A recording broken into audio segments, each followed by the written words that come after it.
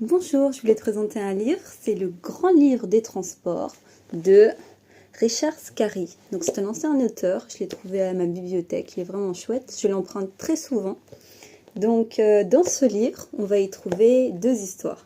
Il y a l'histoire d'une famille cochon qui veut aller faire un pique-nique, mais pour aller au pique-nique, c'est très très loin, c'est à la plage. Donc ils vont faire plein de mésaventures et d'aventures en rencontrant plein de véhicules. Parfois, il y a des véhicules qui existent, parfois, il y a des véhicules qui n'existent pas, ou qui existent dans ce monde-là, en tout cas. Donc, il y aura cette histoire-là, et il y a aussi l'histoire de Foufou. C'est un chauffard qui va très très vite et qui fait un peu tout et n'importe quoi. Ce Foufou, il va se faire poursuivre par une policière, Madame Fossette. Et elle est vraiment chouette parce qu'il te dit, mais où est-ce qu'elle est? Où est Monsieur Foufou? Où est Louis d'Or? Et en fait, c'est plein de petits personnages qu'il faut chercher avec son enfant. Et l'histoire continue et ils te disent, sous chaque véhicule, qu'est-ce que c'est. Donc, on va l'ouvrir ensemble et je vais vous montrer quelques petits exemples. Mais il est vraiment génial, vraiment.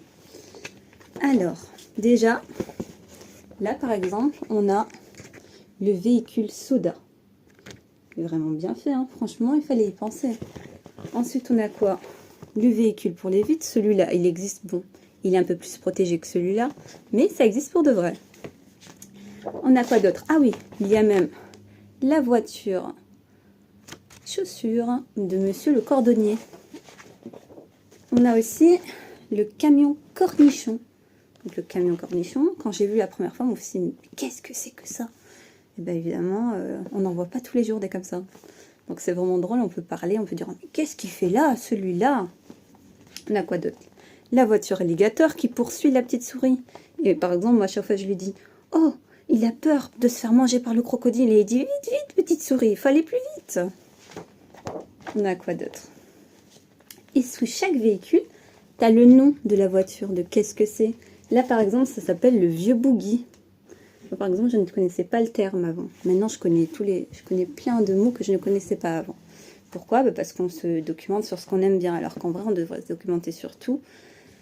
Pour déjà, rien que pour nous, notre culture, mais on n'y pense pas forcément vu qu'on n'a pas tout le temps. On a quoi d'autre? On a une histoire qui est vraiment chouette. Dedans, c'est par exemple là, la maman lapin qui dit, là, il faut que tu verses tout là. Mais le papa lapin, il entend pas tout.